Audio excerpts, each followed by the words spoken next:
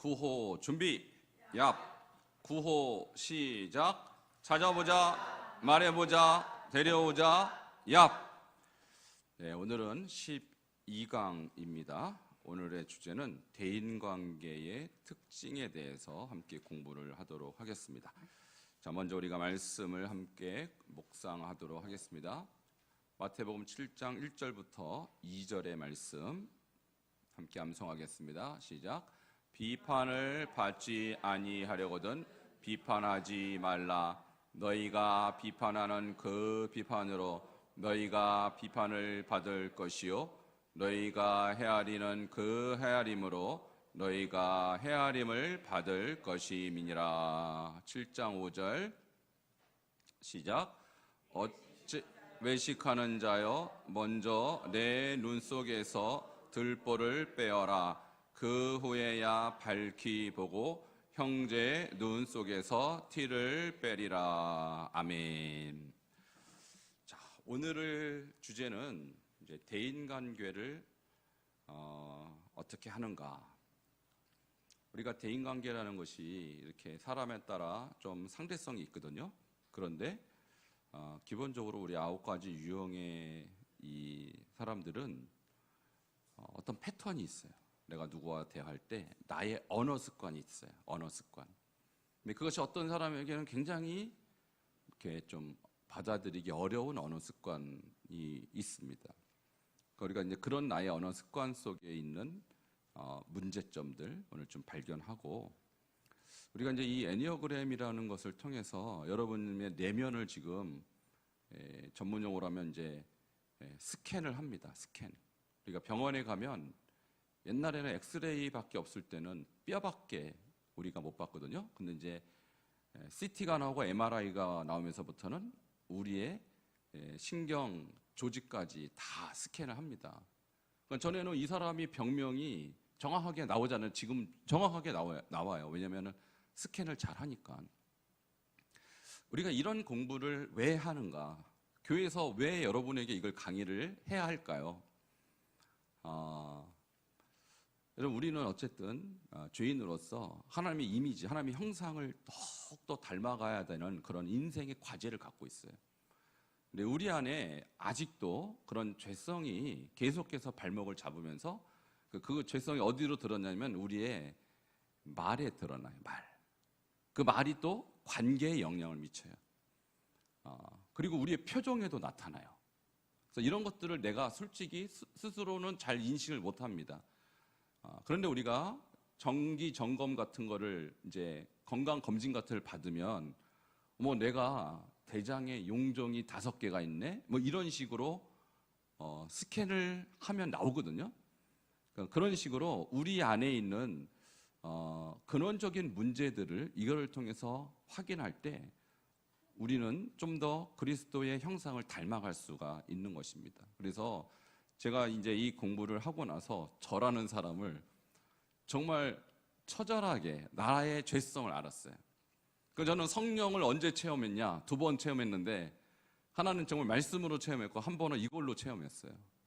그 성령의 역사가 말씀으로도 임하지만 나의 내면을 조명을 할 때 내가 이런 인간이었구나 라는 것을 깨달을 때 성령이 역사하시더라고요. 그래서 그때부터 저는 소위 말해서 자아를 죽이는 훈련을 그때부터 하기 시작했어요. 그전에는 몰랐어요. 내 자아가 어떤지를 알아야 죽이든지 말든지 할 거 아닙니까? 근데 여러분 안에는 무시무시한 자아가 있어요. 자, 인정하십니까? 그게 사단에게 쩌들어 있는, 그 죄에 쩌들어 있는 자아가 있다라는 거예요. 자, 이거를 누가 인정하겠냐고요. 보이지 않으니까. 근데 제가 이거를 하고 나서 내 자아에 들어있는 이 죄의 성향, 특성 이런 것들을 제가 보고 나서 나는 진짜 이 죄악 덩어리 중에 덩어리구나. 여러분, 이거를 인식을 할 때 비로소 성령 체험하는 것입니다. 그러니까 우리가 왜 성령 체험을 못하냐면 내가 죄악 덩어리라는 사실을 인식을 안 해요. 하기도 싫고 인정하고 싶어 하지 않아요. 그러면 성령이 역사할래도 할 수가 없어요. 그 회개가 바로 그거거든요. 근데 제가 지난 주일날 회개 얘기했지만 여러분, 왜 사람들이 회개를 안 할까요? 여러분 왜 회개가 안 되는지 아세요? 내가 뭔 죄를 지었는지 알아야 회개할 거 아닙니까? 내가 얼마나 죄악 덩어리인지 내가 모르는데 무슨 회개를 하겠어요? 그러니까 성령이 조명해 주지 않는 한 여러분은 제대로 회개를 할 수가 없고, 회개를 제대로 안 했다는 것은 구원받지 못한다는 거예요. 얼마나 무서운 얘기입니까? 그러니까 제가 2번 성령 체험했다고 그랬죠. 한 번은 정말 말씀으로, 기도로 은혜 체험했고, 한 번은 이걸 통해서 저의 내면에 대한 하나님의 조명이 정말 객관적으로 제가 악소리가 나도록 내가 이런 인간이었구나. 여러분, 이 공부를 통해서 여러분은 내 안에 있는 이 자아의 이 더러움, 자아에 있는 이 죄악성, 이거를 처절하게 깨달으셔야 돼요. 자, 그럴 때 여러분 비로소 여러분 성화될 것입니다. 그러니까 여러분, 이걸 공부를 했다는 게 얼마나 여러분에게 축복된 일인지 여러분 감사하시기 바랍니다. 네, 감사하셔야 돼요. 그래서 나라는 사람이 누군가를 대할 때, 어떤 사람은 나라는 사람을 굉장히 어려워하고 힘들어하고 하는데 왜 그럴까? 그게 나의 대인관계 특징에 그냥 문제가 그사안이 있기 때문입니다. 그래서 오늘 이 나라는 사람을 다시 한번 보고, 내가 남들에게 어떻게 비춰지는가. 여러분, 거울을 보지 않는 한 우리 자신이 비춰지지 않는 것처럼 우리는 나 안에 있는 냄새를 못 맡습니다. 여러분, 제가 중국을 가면요, 희한하게 중국에 가면 중국 냄새가 나요. 그 무슨 냄새인지 혹시 아세요? 향 냄새. 그것도 있고, 여러분 마라탕 아시죠? 마라탕.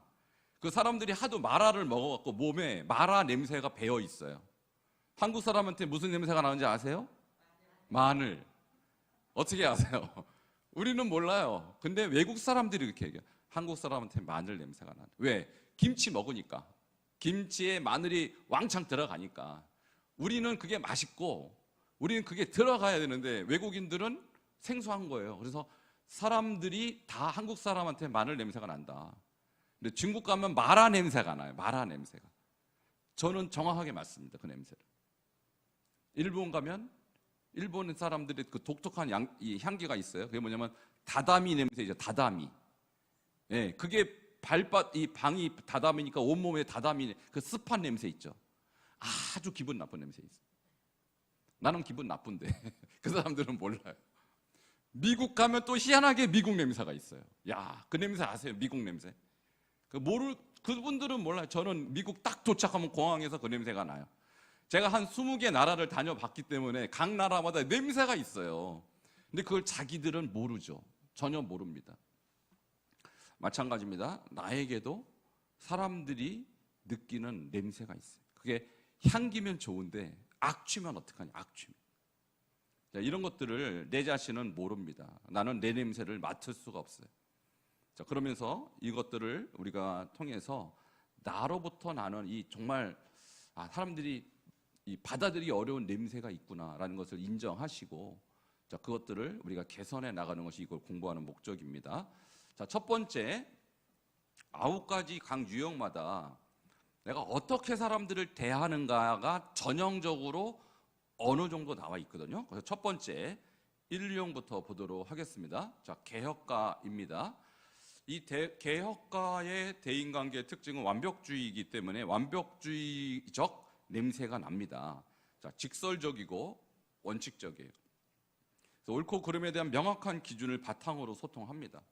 그래서 대화를 할 때 직설적이에요. 여러분들은 모르죠. 지금 1유형 분들이 여기 계신, 내가 직설적이야? 지금 기분 나쁘게 들으실 수 있는데 그래요. 직설적이에요. 그리고 원칙적이에요. 원칙 따지기 좋아요. 내가 원칙적이야? 깜짝 놀라시겠지만 그렇다니까요. 본인은 모르죠. 자, 옳고 그름에 대한 명확한 기준을 바탕으로 소통합니다. 이건 나쁜 것은 아닙니다. 사람들이 그렇게 느낀다라는 거예요. 그리고 표현이 분명합니다. 애매한 표현을 피하고 정확하고 체계적인 의사를 전달합니다. 그래서 매너가 나쁜 사람에게는 특히 화를 내는 그런 성향이 있습니다. 자, 그리고 비판을 하는데 이게 사실 대부분 건설적이에요. 그래서 개선점을 찾아서 제안하는 방식으로 소통하지만 사람들에게는 어떻게 들려요? 비판적으로 들려요. 본인은 건설적으로 하지만 듣기에 비판적으로 들린다. 그리고 감정을 굉장히 억제하는 그런 유형입니다. 그래서 분노나 짜증을 갖고 있는데 엄청 분노나 짜증이 많은데 직접 표현하지 않고 정중하고 또 경직된 태도로 그렇게 소통을 보통 합니다. 그래서 이번에는 뭐냐면 1유형 개혁가들의 언어 습관을 한번 볼까요? 이분들이 자주 하는 말이 있어요. 어떻게 말하는가? 첫 번째, 그건 원칙에 맞지 않아 라고 말을 많이 해요. 자, 인정하십니까? 인정할지 안 할지 여러분 한번 들어보시기 바랍니다. 그다음에 일을 똑바로 해야지. 똑바로, 뭐 원칙, 똑바로 이런 단어를 좋아한다라는 거예요. 세 번째, 이건 내가 맡을게. 제대로 해야 되니까. 제대로 이런 단어를 좋아한다라는 거예요. 네 번째, 왜 그 기준을 안 지켜? 기준 이런 단어를 좋아한다라는 거예요. 이게 1유형의 소통 스타일이다. 자, 인정하십니까? 자, 인정을 안 해도 할 수 없어요. 자, 이런 언어 스타일은 어떤 언어 스타일이라고 보냐면 교정적이고, 당신이 잘못했어 라고 교정해주고, 논리적이고 도덕 중심이에요. 감정보다는 올바름을 강조합니다. 듣는 사람이 감정적으로 어떻게 느끼는가 보다도 내 말이 올바로 전달돼야 된다. 여기에 초점을 두고 있는 것입니다. 저는 여기에 장단점이 다 있다고 봐요. 장단점이. 자, 그러면 이런 분들에게 다른 사람들은 뭐라고 주로 말을 하는가? 뭐라고 이분들하고 소통을 하는가? 이렇게 얘기한다라는 거예요. 다른 사람이 1번 유형에 대한 일종의 평가 같은 것이죠. 첫 번째, 집에 가서라도 자기 일을 해낼 사람이야. 그러니까 책임감이 강하다는 뜻이죠. 이건 좋은 겁니다, 이것은. 그 다음에 신뢰할 수 있고 책임감이 있어. 이분이 말을 그렇게 하니까 자기 말대로 또 사는 분들이에요. 그러니까 신뢰할 만하죠. 그렇지만 이제 듣기에는 어떻게 들려요? 항상 비판적이야. 그 사람은 말끝마다 비판해. 이렇게 들린다라는 거예요. 좀 더 유연했으면 좋겠어. 항상 옳고 그름을 따지니까 유연했으면 좋겠다. 이런 느낌을 많이 받는다는 것입니다. 화났을 때 표현을 안 하니까 잘 모르겠다. 이 사람이 화를 분명히 지금 갖고 있는데 그때 화를 폭발하진 않아요. 1유형이. 그러니까 이 사람이 화를 냈는지 안 냈는지 잘 모르겠어. 그리고 또 어떤 사람이 이렇게 표현해요. 피곤한 사람이야. 왜? 잘 따지니까.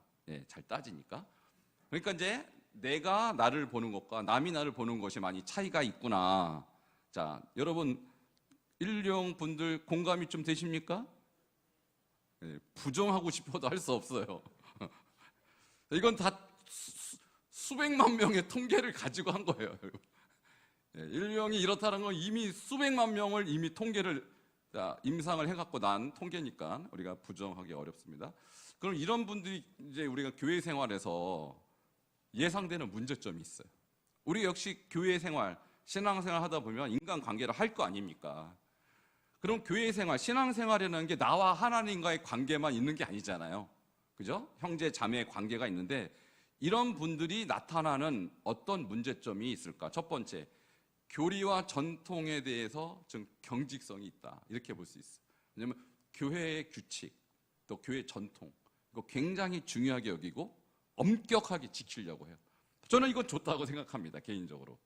굉장히 엄격적으로 교회 규칙과 전통 지켜야 한다. 저는 아주 공감하는 부분이 있습니다. 이 부분에 대해서는. 그 다음에 두 번째가 문제인데 다른 신도들을 잘 판단한다라는 거예요. 다른 사람들의 신앙생활을 비판적으로 평가합니다. 왜냐하면 교리와 전통에 안 맞는 이 삶을 사는 사람이 얼마나 많아요. 교회 안에. 자유형으로 예수 믿는 분들, 특히 뭐 사위형처럼 예술가형이라든지 이런 분들 자유형이거든요. 7유형처럼 이 열정이 굉장히 자유형. 이런 분들은 뭐 전통 다 필요 없어요. 규칙 이런 거 필요 없어요. 이런 분들은. 그러니까 그런 분들하고 상대하려면 1번 유형 우리 성도님들은 속에 불이 나죠. 저게 예수 믿는 거야. 이렇게 욕이 막 나올 정도죠. 이런 우려가 있습니다. 그리고 은혜보다는 좀 율법적이다. 하나님의 사랑과 은혜보다는 규칙과 의무를 강조하는 그런 기질이 있습니다. 섬김에서도 완벽주의를 추구합니다. 그래서 교회 봉사할 때 대충 하지 않아요. 제대로 해요. 제대로, 원칙적으로. 그러다려면은 어떻게 합니까? 스트레스가 되겠죠, 아무래도. 그죠? 잘해야 되니까. 그러면 남들이 평가도 또 받을 거 아닙니까, 이분도. 그러니까 상당히 스트레스를 받을 수밖에 없다. 이렇게 말씀드릴 수 있고요. 자, 지금 이제 오늘 이 공부는 특별히 저희는 그동안은 개선점 이런 거 굉장히 많이 강조했잖아요. 1번 유형의 개선점, 2번의 그러니까 오늘은 개선점보다는 이런 분들을 또 우리 성도들은 어떻게 돼야 될까? 여기 이제 1번 유형의 분들이 계시는데 이분들은 스스로는 자기의 문제를 이제 이번 기회에 통해서 발견했다면 우리 이 대단한 이 규칙쟁이들 우리 감리교가 규칙쟁이라는 뜻인 거 아시죠, 여러분? 그러니까 아무래도 웨슬리 목사님 1번 유형이었을 것 같아요. 제가 생각할 때. 이 규칙쟁이 중에서 규칙쟁이, 우리 교회 진짜 메소디스트를 그럼 어떻게 우리는 돼야 되느냐? 잘 지내려면 이렇게 하셔야 합니다. 우리도 그분들처럼 시간 약속과 예절을 잘 지켜야 돼요. 1번 유형들은 시간 약속 정말 잘 지키는 분들이 있어요. 아주 제 마음에 쏙 드는 부분이 바로 그겁니다. 그리고 이분들이 굉장히 정중합니다. 다른 사람에게 예절을 있게 대해야 합니다. 그러니까 우리도 이분들을 대할 때 그렇게 대하셔야 되고요. 그다음에 책임감 있게 행동하셔야 돼요. 왜? 이분들이 책임감이 강하시니까. 그러니까 4번 유형, 7번 유형처럼 책임감보다는 느낌대로 사시는 분들은 1번 유형하고 친하게 지내기가 굉장히 어렵습니다. 다행히 우리 교회에 4번, 7번이 없어요. 거의 없어요. 희한하게. 진짜 없어요. 그리고 행동으로 말하라. 무슨 얘기입니까? 이분들도 행동주의자예요. 행동주의자. 그러니까 행동하지 않는 것은 말하지도 말아라. 굉장히 좋은 점이 저는 1번 유형에게 많이 있습니다. 그러니까 이분들을 대하시려면 우리도 그러한 모습으로 상대해야 이분들에게 인정받아요. 자, 그것이 제가 1번 유형에 대해서 말씀드릴 부분입니다. 자, 2번으로 넘어가겠습니다. 2번 조력자의 대인관계 특징. 우리 교회도 2번 유형이 꽤 계시죠. 자, 이분들의 커뮤니케이션 특징. 따뜻하고 지지적이에요. 이 1번은 약간 좀 이렇게 좀 딱딱하고 좀 규칙쟁이고 이런데 2번은 따뜻해요. 지지해요. 상대방을 격려하고 칭찬하는 의사소통을 합니다. 그리고 표현도 1번이 직접적이라면 2번은 간접적입니다. 그래서 자신의 필요보다는 타인의 필요에 집중해서 소통하시고요.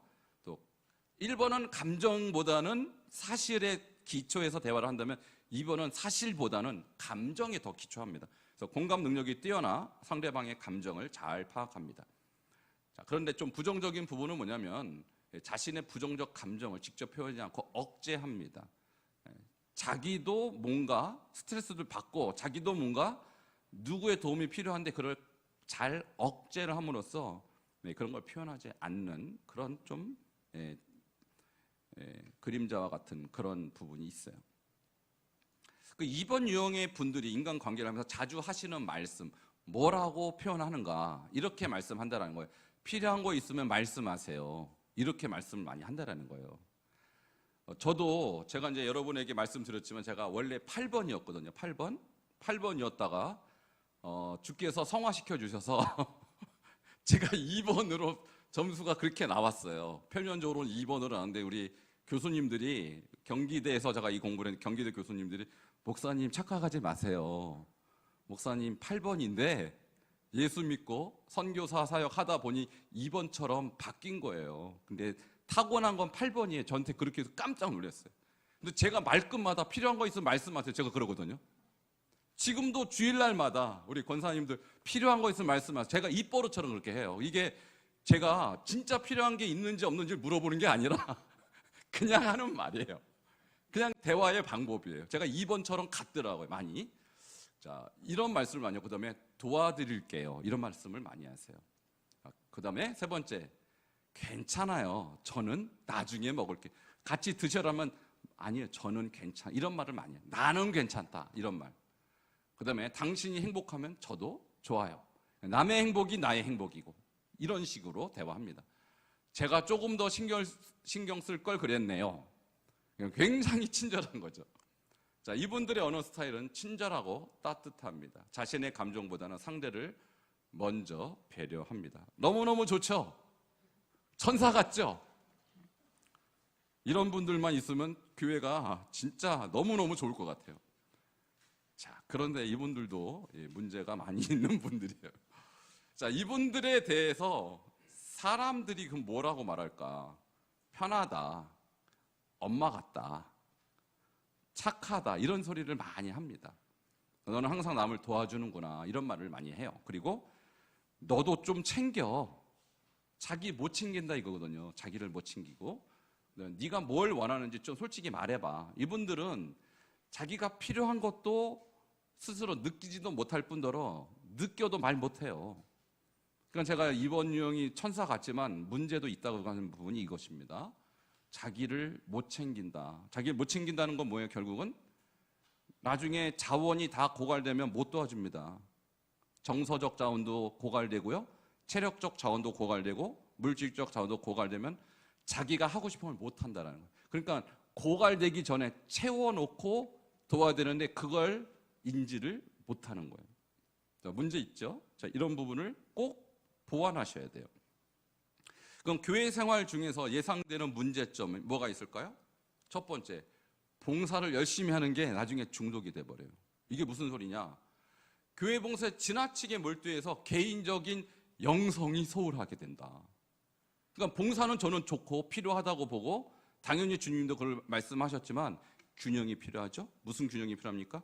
나와 하나님과의 관계, 그죠? 개인 영성, 이것이 고갈되는지 모르고 봉사에 너무 몰두하는 것, 이것이 이번 유형은 너무너무 중요하게 여겨져야 될 문제입니다.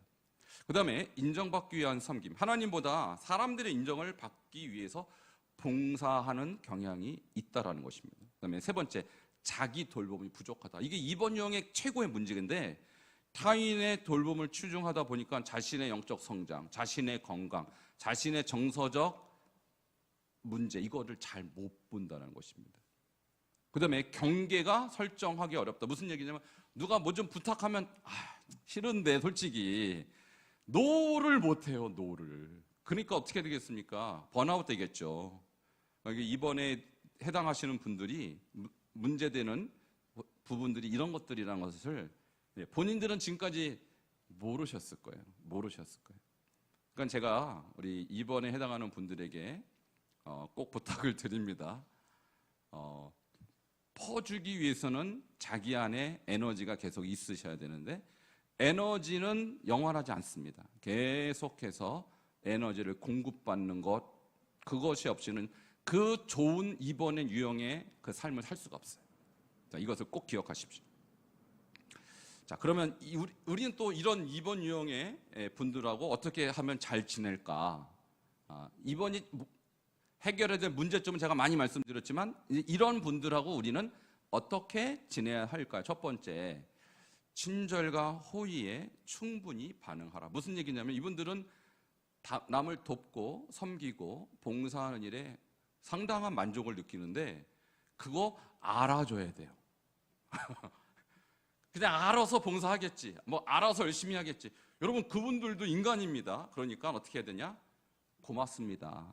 그리고 감사합니다. 너무 감동을 받았습니다. 라고 늘 충분히 반응해 줄 필요가 있습니다. 그 다음에 타인에 대한 따뜻한 배려를 보여줘라. 이분들이 따뜻한 삶을 살기 때문에 우리가 냉정하게 살잖아요. 그 민간으로 안 보입니다. 이분들 눈에는. 그러니까 우리가 이분들을 대하실 때는 특별히 아시겠다. 여기 있는 분들은 최소한 아시잖아요. 지금 특별히 더 여러분이 노력을 하셔야 될 필요가 있습니다. 그 다음에 사적인 이벤트에 초대하라. 이 사적인 이벤트라는 것은 뭐냐면, 개인적으로 식사를 초대한다든지, 여기 그 밑에는 작은 선물을 주라. 이게 사적으로 감사 표시하는. 이분들은 공개적으로 하는 건 굉장히 창피하게 생각해요. 쑥스러워해요.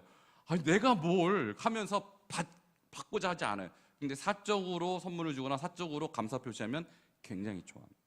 사적으로 이분들의 공로를 인정해 줄 필요가 있다는 것입니다. 자, 아시겠죠? 이렇게 꼭 하시기 바랍니다. 3번으로 넘어가려고 하는데 시간이 없어서 여기 해당 사항이 없어서 넘어가겠습니다. 4번도 중요한데 없어요. 그러니까 넘어가고요. 자, 5번은 이번에 보니까 몇 분이 계십니다. 이번이 우리 청년 중에서도 있고 해서 5번을 좀 다루도록 하겠습니다. 5번 같은 경우는 탐구자이고요. 이 대인관계 특징은 이렇습니다. 커뮤니케이션 첫 번째, 간결하고 논리적으로 표현을 합니다. 그러니까 꼭 필요한 말만 하고 다른 말은 안 해요. 진짜 내가 하고 싶은 말 그것만 딱 하고 안 해요. 그러니까 말수가 적고 표정으로는 이분이 무슨 생각을 하는지 알 수가 없습니다. 그 다음에 대화를 할 때 대화를 하는 게 아니라 경청을 합니다. 듣기만 해요, 거의. 그래서 말하기보다는 듣고 관찰하는 것을 원합니다. 그러니까 이분들은 누구하고 직접 얼굴과 얼굴 맞대는 거는 별로 안 좋아하고요. 전화를 좋아하고 전화보다는 카톡을 좋아해요. 저건 대인 관계보다는 그 사람하고 직접 소통하는 거, 간접 소통을 더 좋아한다는 것이죠. 그러나 자기 전문 분야를 만나면 이제 날개를 답니다. 그래서 열정적으로 그 분야에 대해서는 뭐 하루 종일도 얘기합니다. 자기 전문 분야니까. 제가 왜 이렇게 우영을 잘할까요? 우리 어머니가 이런 분이셨어요. 우리 어머니 표정 보면 무슨 생각하는지 제가 몰랐어요. 화가 났는지 기쁜지 슬픈지 몰랐어요. 그 다음에 신중한 소통 방식, 행동이나 말에 조심하다 보니 이분들은 굉장히 피곤을 자주 느낍니다. 저희 어머니를 제가 이제 이걸 배우고 나서 드디어 이해하기 시작했어요. 우리 어머니가 이렇게 사셨구나. 어쩐지. 자, 그 다음에 대인관계에서 자주 쓰는 표현들, 이런 표현을 많이 씁니다. 논리적으로 생각해 보면, 논리적으로 이런 말을 자주 써요. 그 다음에 객관적으로 보면, 객관적인 것 좋아합니다. 이론적으로는, 연구하시는 분이니까 이런 용어를 많이 씁니다. 개념적으로 말하면 이런 식으로. 감정은 중요한 게 아니야. 이분들은 감정보다는 사실성에 기초해서 좀 더 연구해 봐야겠어. 연구해 봐야겠다. 자료를 찾아보자. 이런 대화를 많이 합니다. 그래서 언어 스타일은 분석적, 중립적. 그다음에 인간과 인간의 이 거리감을 굉장히 갖고 있어요. 그러니까 저희 어머니가 사모님이셨음에도 불구하고 주일 예배 딱 끝나면 집에 오셨어요. 주일 예배 끝나면 바로 집으로. 그러면 됩니까, 사모가? 성도님들하고 대화도 하고 좀 뭐 가정에 무슨 일이 있나 좀 물어도 보고 그런 거 전혀 없어요. 그냥 딱 끝나면 집에 오죠. 아, 참 희한했다. 제가 이렇게 보니까. 그죠? 거리감이 있는 거예요. 근데 감정 표현은 거의 절제가 돼 있습니다. 찾아오는 사람은 오랫동안 대화를 하는데 찾아가는 거를 거의 안 하셨어요. 이제 보니 이해가 가요. 이제 보니. 그다음에 대인관계에서 다른 사람들이 이 오유영에게 주로 하는 말이 있어요. 아, 정말 너는 똑똑해. 이런 말을 많이 하고요. 언제 그런 걸 연구했어? 겉보기가 정말 다르네. 이 겉보기면요, 오유영이 뭐 이렇게 대단해 보이지 않아요, 사람들이. 근데 진짜 연구를 깊이 하기 때문에 남들이 모르는 거 줄줄줄줄 나와요. 저희 어머니는 우리 그 교회에서는 은혜를 못 받아요. 우리 아버님이 남편이 목사잖아요. 근데 남편 설교 갖고는 은혜를 못 받아요. 수준이 그 수준이 아니에요, 우리 어머니. 혼자 연구하는 분이니까 제가 볼 땐 우리 어머니가 제대로 공부했으면 박사 충분히 하고 남을 뿐이에요. 그러니까 여기저기 찾아다니는 거예요, 수준 높은 데를. 그러니까 거기서 지적 만족으로 오고 교회는 그냥 다니셨어, 제가 볼 때. 교회는 사모니까 그냥 다녔고 은혜는 딴 데 가서 받으셨어. 우리 아버님 설교 갖고는 성에 차질 않는 거예요. 이해가 되시죠? 그만큼 본인의 학구열이 어마어마했던 분이에요. 통찰력이 있어. 이런 소리 많이 듣습니다. 우리 어머니가 목회를 했으면 더 잘하실 수도 있었을 텐데 이런 생각도 합니다, 저는. 근데요, 너무 조용해서 말 걸기가 어려워요. 제가 그랬잖아요. 예배 딱 끝나면 집에 오신다니까. 누굴 만나질 않아요. 말을 사람들하고 하는 걸 별로 섞지를 않습니다. 그러니까 사람들이 어떻게 이야기하냐면 너무 말 걸기가 어렵다. 너무 좀 소극적이다. 그러니까 적극적으로 좀 참여해 주세요. 이렇게 되는 거예요. 주는 우리 아버님이 그렇게 얘기했다니까 어머니한테 좀 교회 일에 열심히 좀 해라. 좀 사모가 좀 적극적으로 해라. 이런 얘기를 늘 하셨어요. 너무 무관심하다. 이런 얘기를 많이 하셨어요. 그리고 차가워 보인다. 진짜 다정다감하지 못했어요, 우리 어머니. 누구 만나서 뭐 대화하고 뭐 그 사람 칭찬하고 이런 걸 제가 한 번도 본 적이 없어요. 아, 이렇구나. 그러니까 관심이 딴 데 있는 거예요, 관심이. 진짜 수준 높은 학문, 진짜 수준 높은 뭔가에 빠져 있으니까 사람은 눈에 보이지 않는 거예요. 자, 제가 그런 집안에서 컸습니다. 네. 이해가 가시죠 좀? 네. 저희 캐릭터가 어떻게 형성됐는지. 저희 아버님 인류형이라서 인류형. 뭐 규칙, 무슨 뭐 정확 이런 거 좋아하세요. 완벽 이런 거 되게 좋아. 그러니까 인류형과 우유형의 가정에서 제가 살았다고요. 나중에 이렇게 분석해 보니까 상당히 희한한 집안이었다, 우리 집안이. 그 유형이 굉장히 조합이 안 돼요. 인류형은 완전히 깐깐하고 우유형은 자기 마음대로 살아요. 한마디로 자기 좋은 대로. 굉장히 특별한 부부였구나, 우리 부모님이. 그러니까 제가 우리 집안 얘기를 해야 여러분도 조금 더 속 시원하게 여러분은 인정할 거 아닙니까? 자, 그 다음에 이 오유형이 교회 생활 중에 예상되는 문제점. 자, 제가 우리 어머니 얘기 그대로 한 거 그대로 나와. 여기 감정적 참여가 부족하다. 그래서 예배나 교제에 감정적으로 참여하기가 어려워요. 그냥 예배 끝나면 딱 하고 집에 왔으니까. 근데 공동체 활동을 회피한다. 제가 말씀드렸잖아요. 공동체 사모인데도 별로 신경 안 썼어요. 사람들과 교제나 단체 활동을 피하는 경향이 있어요. 그 다음에 지적 접근.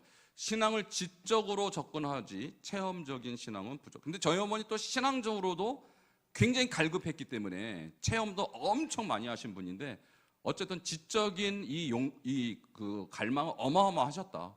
그러니까 평생을 배우러 다녔어요. 평생을. 네, 운둔형 신앙. 혼자만의 신앙생활을 선호하고 공동체성이 부족하다. 예, 제가 더 이상 말씀드리지 않겠습니다. 자, 오유형.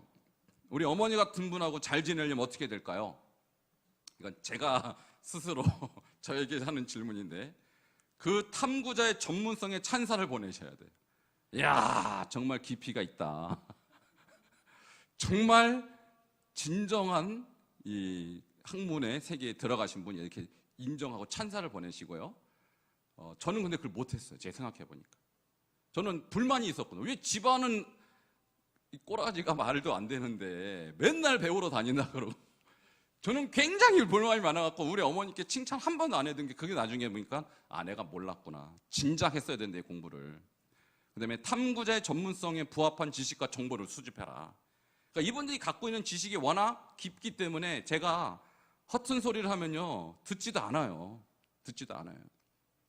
탐구자 짧지만 깊이 있는 대화를 나눠요. 그러니까 어떤 대화를 하더라도 좀 제대로 연구하고 함께 공부한 것들을 대화를 나누어야 한다. 이런 것입니다. 자, 육류형으로 넘어갑니다.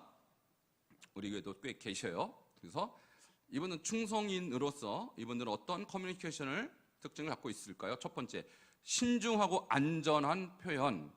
그러니까 말하기 전에 먼저 신중하게 생각부터 해요. 내가 이 말을 어떻게 할까? 그래서 굉장히 안전한 표현을 선택해요. 그래서 뭐뭐입니다 라기보다는 뭐뭐라고 생각합니다. 또는 뭐뭐 같아요. 이렇게 좀 안전한 표현을 많이 써요. 그 다음에 의견 확인. 이 말은 뭐냐면 다른 사람의 의견을 많이 물어봐요. 내 생각도 분명히 어느 정도는 있지만 어떻게 생각하세요? 어떻게 생각하세요? 상대방의 의견을 많이 물어봐요. 그러니까 이치를 따지기 좋아하는 것이죠. 내 생각이 맞나 틀리나에 대한 어떤 분명한 것을 얻기 위해서 계속 확인하고 묻는 것입니다. 그 다음에 권위에 대한 복합적인 태도를 갖는다. 이거는 뭐냐면 권위에 굉장히 의존하면서도 동시에 또 의심해요. 그래서 굉장히 따라가면서도 계속 의심하면서 따라가는 그런 특성이 있다라는 것입니다. 근데 이것은 왜 그러냐면 이 사람이 완전을 추구하는 성향이 또 있기 때문에 그렇습니다. 안전을 추구하고 완전을 추구하기 때문에 자꾸 질문하고 확인하는 것이 습관적입니다. 질문을 위주로 하는데 확실하지 않은 것에 대해서 늘 질문합니다. 돌다리를 두들겨 보고 안전해도 일단 안 건넙니다. 남들이 건너가고 또 건너가도 문제가 없으면 그때 건너가는 거예요. 그만큼 확인하고 안전을 추구하는 그런 커뮤니케이션 특징이 있다. 그러니까 이런 분들이 질문을 여러분에게 많이 할 텐데 귀찮아하지 마시고 이분들의 대화 방식이 그렇다. 대화 유형이 그렇다라는 것입니다. 자, 그래서 자주 하는 표현이 뭐가 있을까요? 이분들은 정말 그래? 확실해? 왜 안 넘겨요? 네. 확실해? 이런 질문을 많이 합니다. 정말?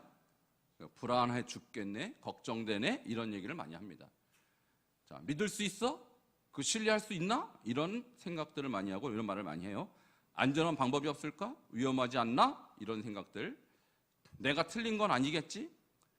계속 질문하는 것입니다. 자기에게도 질문하고 남에게도 질문하고 이렇게 해서 답을 찾아가는 대화 패턴이 그렇다라는 거예요. 최악의 경우를 생각해보자. 혹시 모르니까 대비해두자. 안전 제일입니다. 무슨 일이 있어도 함께 할게. 끝까지 함께 할게. 이분들의 특징이 뭐냐면 불안감과 충성심이 동시에 드러나요. 그래서 특별히 공동체에 대해서는 내가 무슨 일이 있어도 끝까지 함께 하겠다는 의지가 분명하신 분들입니다. 자, 그럼 다른 분들은 뭐라고 이분들에게 얘기할까? 이렇게 많이 말한다는 거예요. 너는 정말 성실해. 성실하다는 말을 많이 듣습니다. 진짜 그렇거든요. 그리고 모범적이야. 이런 말도 많이 듣습니다. 왜냐면 성실하고 진실하고 늘 안전을 추구하다 보니까 하는 일마다 똑바로 합니다. 이분들이 진짜. 그리고 모범적이에요. 하나를 해도 똑소리 나게 하는구나. 이런 말을 많이 듣습니다. 그러면 안전과 안전을 거듭하고 한 행동이기 때문에 제대로 잘하는 분들이에요. 그러나 늘 질문하는 게 옆에서 듣기에는 굉장히 뭐랄까 힘들어요. 그래서 좀 더 결단력이 있었으면 좋겠어 라는 얘기도 많이 들을 수밖에 없고요. 항상 안전한 길만 택해라고 사람들이 평가합니다. 그리고 넌 너무 걱정이 많아. 아무것도 아닌 것에 심경한 과민이야. 이런 반응도 많이 나옵니다. 왜 그렇게 사람을 못 믿니? 라고 또 사람들로부터 또 핀잔도 많이 듣습니다. 이분들의 대화 패턴이 늘 질문하고 확인하고 하는 것이기 때문에 이게 그 사람의 습관이라는 건 사실 모르는 사람은 그렇게 보이는 거예요. 못 믿는 것처럼 보이는 것입니다. 자, 이런 분들이 교회 생활에서 예상되는 문제점, 첫 번째, 교권에 대한 의존. 그래서 목회자나 교회 지도자들에게 왜냐하면 불안이 있기 때문에 이 불안을 해소하기 위해서는 최고 권위자에게 과도하게 의존하는 경향이 있습니다. 두 번째, 변화에 대한 저항.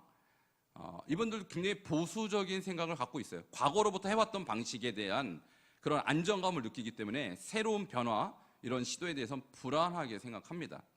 그리고 의심과 불신, 새로운 가르침이나 새로운 사람에 대해서는 또 의심합니다. 그러니까 새로운 것에 대한 두려움이 있다. 받아들이기까지 고민하고 그래서 나중에 받아들이면 상당히 거기에 충성하는데 받아들이기까지 굉장한 시간이 걸린다는 것입니다. 그다음에 전통을 고수합니다. 기존의 전통과 관습을 지나치게 고수하려는 경향이 있어서 교회에 뭔가 새로운 변화가 일어날 때 빨리빨리 적응하는 것에 어려움을 겪습니다. 자, 그러면 이런 충성인과 또 우리 다른 분들이 잘 지내려면 이런 특성을 또 우리는 이해해 드려야 돼요. 그래서 이렇게 지내셔야 합니다. 첫 번째, 약속은 반드시 지켜야 됩니다. 이분들이 약속에 대해서 철저하신 분들이.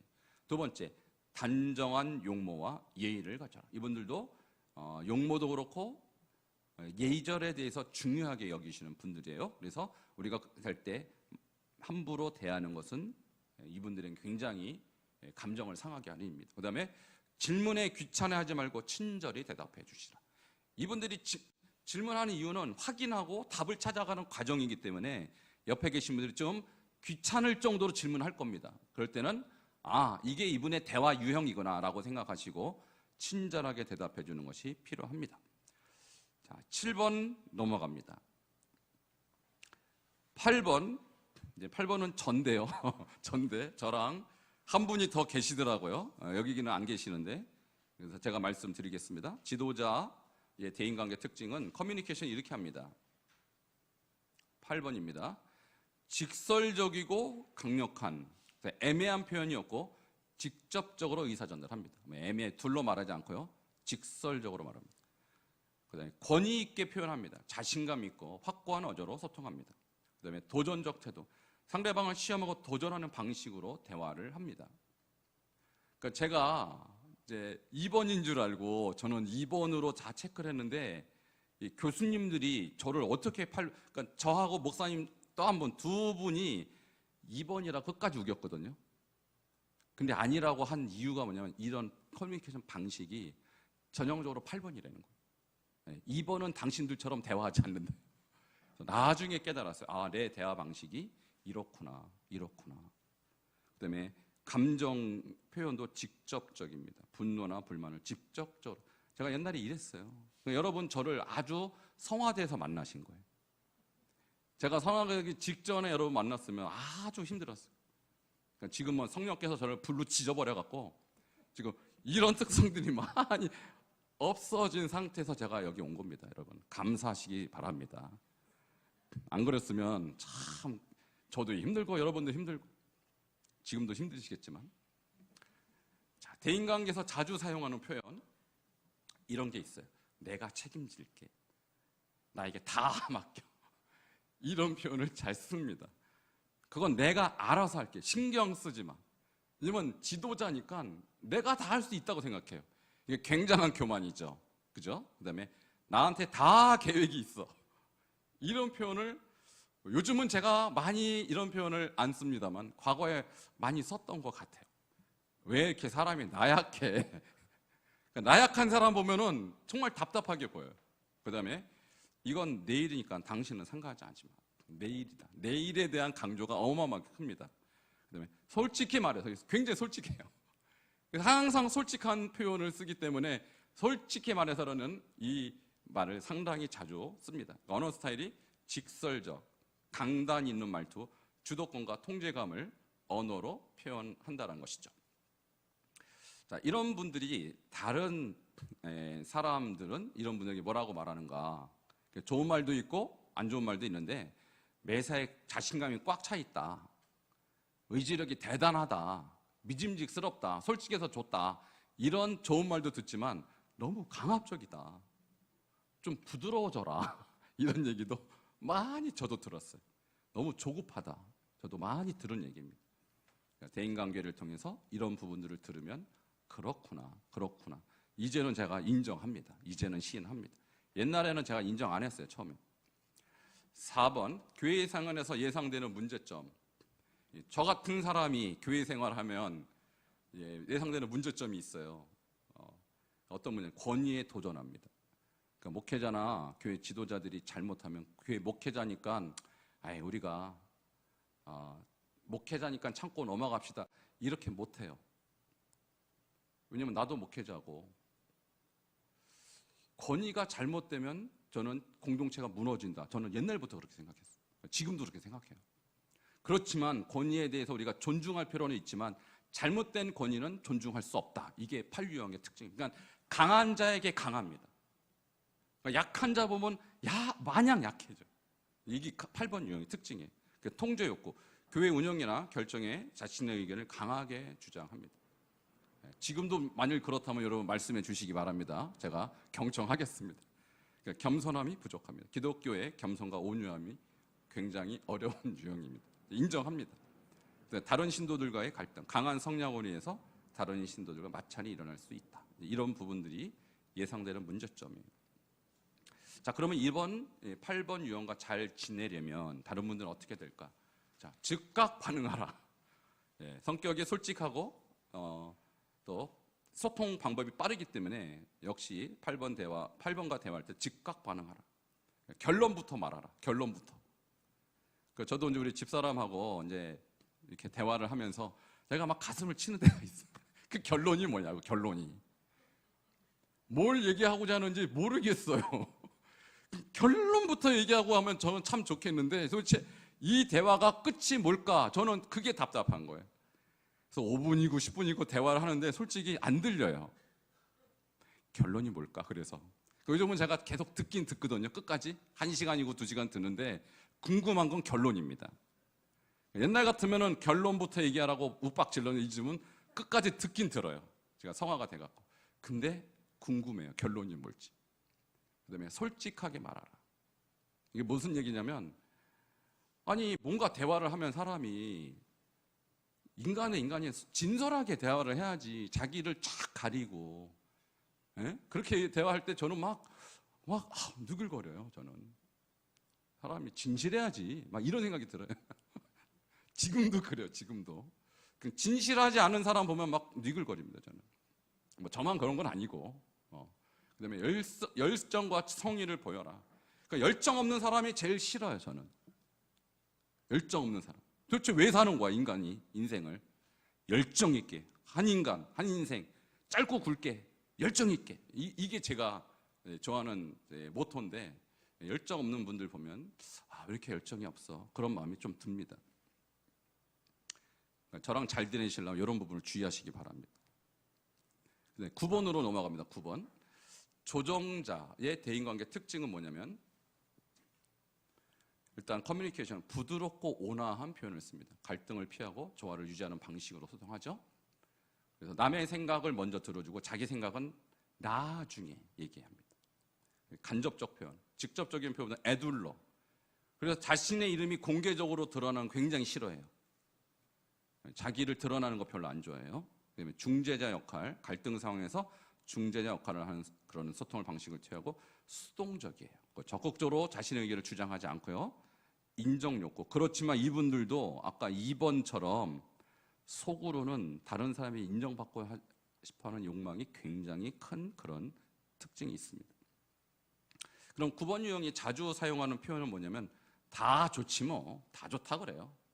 다 괜찮다. 그래서 뭐 먹을래요? 그러면 아무거나. 아무거나는 메뉴를 꼭 만들어야 돼요. 식당마다. 이 9번 유형 때문에. 도대체 그래서 나온 게 짬짜면이에요. 짬짜면. 짜장면 먹을까? 짜장면 먹을까? 아무거나. 아무거나가 어디 있어요? 그러니까 짬짜면이 잘 팔리는 이유가 9번 때문에. 근데 양쪽 다 맞는 말이야. 다 맞대요. 뭘 다 맞아요. 하나는 틀리지 그래도. 둘 다 이해해. 세상도 이 마음도 넓죠. 나중에 해도 돼. 그러니까 빨리 결정 안 합니다. 유보합니다. 뭐가 그렇게 급해? 급한 게 없는 분들이에요. 그래서 별로 중요하지 않아. 그래서 정말 중요한 거 아니면 다 중요하지 않습니다. 그냥 넘어가. 그냥 넘어가. 대충 해. 대충. 이런 단어 좋아하고요. 편안하게 하자. 스트레스 받지 말고. 이런 단어를 많이 씁니다. 제가 최근에 어떤 분하고 한번 이렇게 그냥 인생 상담, 그분 연세도 많으신데 대화하다 보니까 그 부인이 그 특징이 피스메이커래요. 피스메이커가 뭐예요? 구유형이거든요. 평화주의자. 근데 그 부인이 심한 우울증에 빠져갖고 지금 자기 말도 안 듣고 막 소리 지르고 지금 난리가 났다는 거예요. 그래서 구유형이구나. 피스메이커가 저렇게 살다가 나중에 폭발하면 그렇게 되거든요. 그러니까 평화주의자로 살다가 자기 인생이 행복하지 않은 시점에 딱 와버리면요, 굉장히 큰 병리적 문제를 발생하는 유형입니다. 9번은. 다음 주에는 그 병리적 문제를 제가 좀 다룰 텐데, 다 있지만 특별히 9번이 그동안 너무 중재하다 보니 자기 안에 있는 감정을 나중에 폭발시키는 경향이 있다. 그때 후지산이 무너집니다. 백두산이 터져버립니다. 이런 것들 알고 계셔야 돼요. 그러니까 언어 스타일이 평소에는 부드럽고 갈등을 회피하고 자신보다 다른 사람의 의견을 굉장히 좋아하는데, 이것이 나중에 한도가 차버리면 한꺼번에 폭발하는 경향이 있는 분들이다. 이렇게 알고 계셔야 돼요. 대인관계에서 다른 사람이 주로 이분들에게 무슨 말을 하냐? 너는 참 태평하구나. 태평하다 말을 많이 합니다. 함께 있으면 편안하다는 말도 많이 해요. 이분 자기 주장 안 하니까. 너는 다른 사람이 미처 못 보는 점을 콕콕 집어내. 이분 좀 평화주의자니까 중재하려면 문제를 핵심을 캐치하는 능력이 있어요. 그래서 남들이 못 보는 것을 딱 끄집어내는 아주 큰 능력을 갖고 있습니다. 좀 더 적극적으로 행동해라, 이런 말을 많이 듣습니다. 그다음에 의견을 확실히 말해줘. 이분들은 자기 의견이 별로 없어요. 미루는 경향이 있어 라는 말을 많이 합니다. 의견 유보를 자꾸 하다 보니까 자꾸 미뤄요. 운동 좀 해라, 이런 말도 많이 합니다. 왜냐하면 자기 관리를 잘 못하는 스타일이에요. 평화를 중재하다 보니 자기 관리보다는 남의 관리에 너무 신경 쓰신 분이에요. 핵심이 뭔지 말해. 핵심이. 이분들이 대화를 막 하긴 하는데 핵심이 뭔지는 잘 몰라요. 왜? 핵심이 없기 때문에. 중재하는 게 목적이지 자기가 뭘 주장하는 게 목적이 아니라 핵심이 거의 없어요. 그러니까 그렇게 알고 계셔야 됩니다. 이런 분들이 교회 생활에서 예상되는 문제점, 첫 번째, 영적인 나태함에 빠질 가능성이 높습니다. 편안함을 추구하기 때문에 영적 성장에도 잘 적극적이지 않다, 게으를 수 있어요. 그러면 결단력이 부족합니다. 신앙적 결단이 필요한 상황에서 우유부단할 수 있다라는 것입니다. 갈등을 회피합니다. 교회 내에서도 갈등 상황이 있으면 잘 회피하는 그런 스타일입니다.